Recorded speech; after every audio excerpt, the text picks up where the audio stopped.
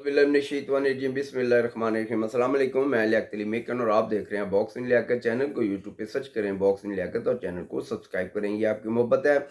सानहा 9 मई के हवाले से एक नया किरदार सामने आया, इमरान महबूब। मैंने उस पर बात करनी है। और सानहा 9 मई में पाकिस्तानी एजेंसी ISI और CTD ने किस तरह उसको मैनेज किया, मैंने इस पर बात करनी है। किसी भी खौफ व खतर से बेनियाज होगा और अहम हकाइक जो है मैं आपके आज सामने रखूँगा।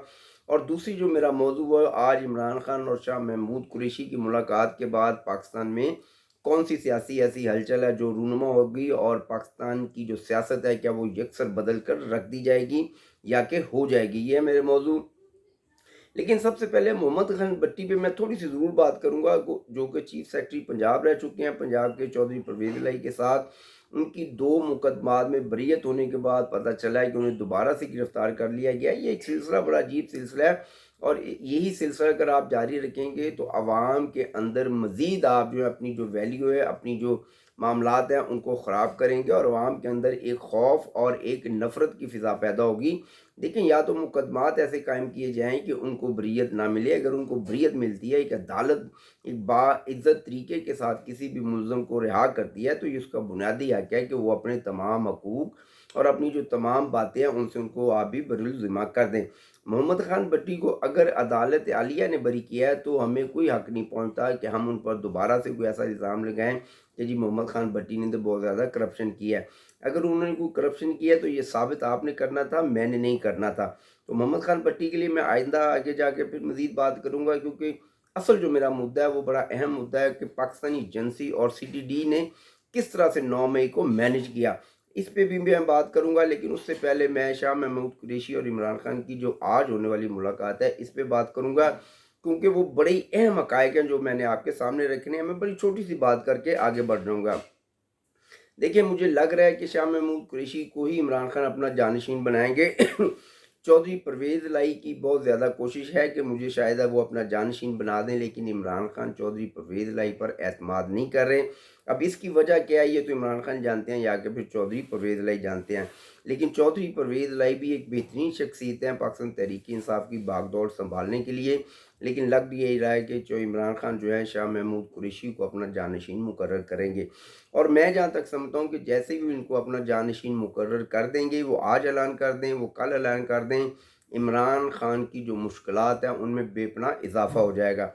मैं इससे ज़्यादा बात नहीं करता, लेकिन ये मेरी बात ज़रूर रिकॉर्ड पे रखिएगा कि जैसे ही इमरान खान अपना कोई जानशीन मुकर्रर करते हैं, किसी को भी करते हैं, तो इमरान खान जो हैं वो मज़ीद सख्त मुश्किलात में फँस जाएँगे।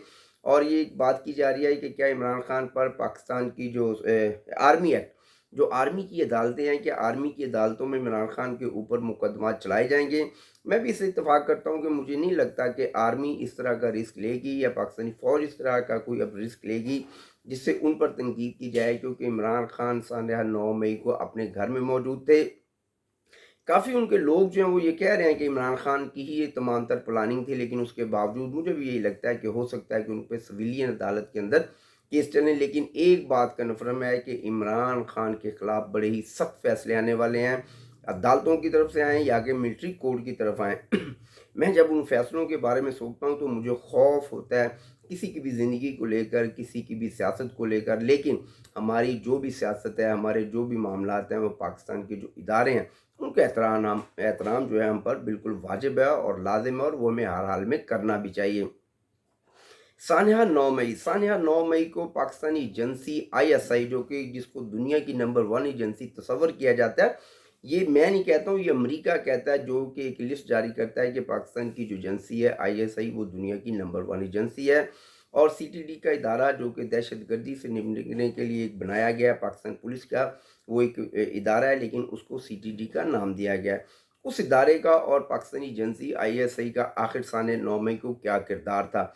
अगर वो सानहा 9 मई को इस तरह से ना हैंडल करते तो दूसरा कौन-सा तरीका था जिससे वो हैंडल करके इससे भी ज़्यादा ख़तरनाक जो थे मामलात क्या इस मुल्क में हो सकते थे, या कि इससे ज़्यादा ख़तरनाक सूरत हाल पाकिस्तान में हो सकती थी? बिल्कुल हो सकती थी।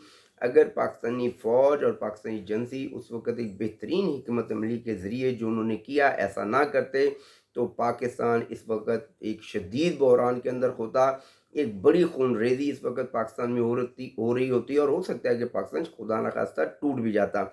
पाकिस्तानी एजेंसियों ने बड़ी तहम्मुल और बुर्दबारी के साथ वहाँ पर काम किया। इन तमाम हक़ाइक़ को मैं आपके सामने रखूँगा, और अमेरिका आखिर ऐसे कौन से ज़ख्म हैं जिनको अभी तक भी वो भुला नहीं पा रहा, और अमेरिका इस वक्त पाकिस्तान के ख़िलाफ़ बहुत ज़्यादा इक़दामात पूरी दुनिया में कर रहा है, लेकिन बार बार वो कह रहा है कि हमारा किसी भी पाकिस्तानी मामलात में दखल अंदाज़ी नहीं है। देखें, वहाँ पर 300 से 400 लोग थे, तो उन्होंने इतना इक़दम मचाया। मैं सिर्फ लाहौर कोर कमांडर हाउस की बात करूँगा, मैं दूसरी जगहों की बात नहीं करूँगा। अगर खुदा न खास्ता पाकिस्तानी एजेंसियाँ वहाँ पर फौरी तौर पर नेट को बंद न करती, इंटरनेट से दूर ना किया जाता लोगों को, और अगर वहाँ 4 से 500 की बजाय 20,000 लोग इकट्ठे हो जाते, तो आप सोचते क्या होता। और फिर मजबूरन पाकिस्तानी अफवाज को और सीटीडी की जो एजेंसी है उनको मजबूरन फायर खोलना पड़ जाता, और अगर फायर के नतीजे में कुछ लोगों की मौत हो जाती तो मुल्क में बहुत बड़ा बहरान पैदा हो जाता। पाकिस्तान की एजेंसी ने जिस तहम्मुल और बुर्दबारी के साथ काम किया, और उन्होंने ये साबित किया कि दुनिया की अगर नंबर 1 एजेंसी पाकिस्तान की आईएसए को कहा जाता है, तो उसकी बुनियादी वजह यही है, वो तमाम मामलात को बड़ी बुर्दबारी और तहम्मुल के साथ जो हैंडल करते हैं, उसके बाद वो अपना रद्द-ए-अमल देते हैं।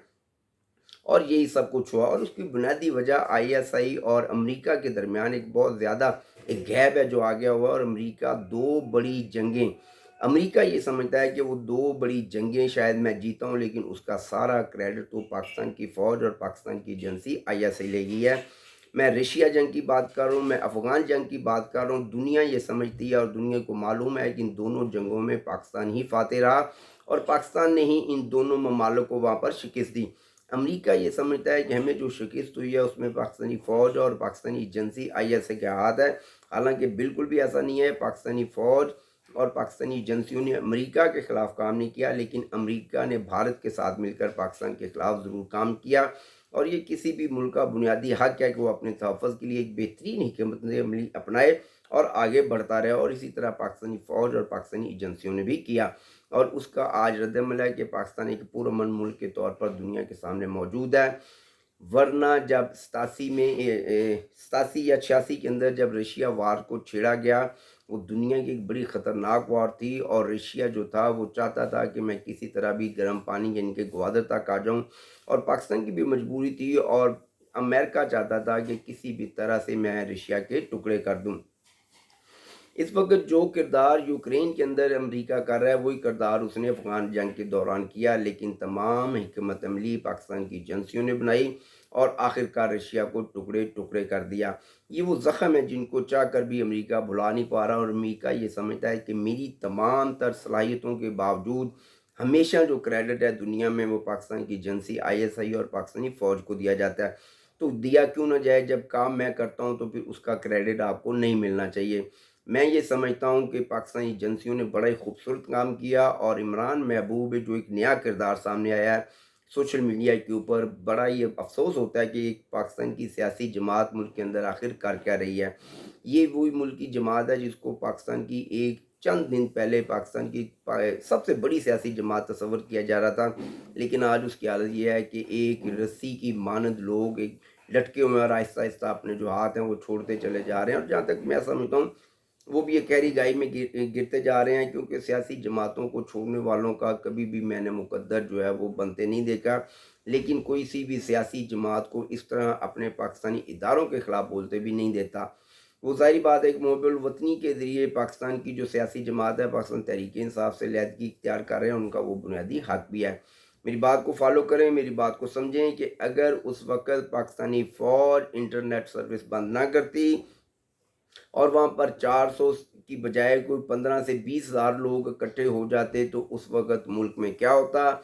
और अगर खुदा न खास्ता पाकिस्तानी फ़ौज, इस तरह के इल्ज़ाम भी लगाया जा रहा है कि जी 25 लोगों को मार दिया गया, और किसी भी एक शहादत की या किसी भी एक जनाजे की अभी तक हमें जो है ना वो रसाई नहीं दी गई कि जी मुल्क में ये फ़लाँ बंदा है जिसको पाकिस्तानी फ़ौज ने या पाकिस्तानी इदारों ने वहाँ पर मारा, क्योंकि पाकिस्तानी फ़ौज ने वहाँ पर मुकम्मल सीज़ फायर रखा और एक भी फायर नहीं खोला, और ये एक बेहतरीन हिकमत अमली थी जिसकी वजह से आज पाकिस्तान जो है इस वक्त मजबूती के साथ दुनिया के सामने खड़ा है।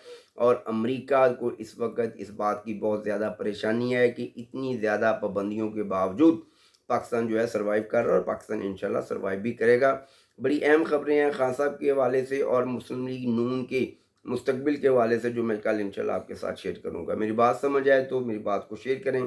پاکستان زندہ باد، پاکستان پائندہ باد، میرے ادارے زندہ باد، میرے ادارے پائندہ باد۔ ملک کو توڑنے کی جو سازش تھی اس کو ناکام بنا دیا گیا ہے انشاءاللہ۔ السلام علیکم۔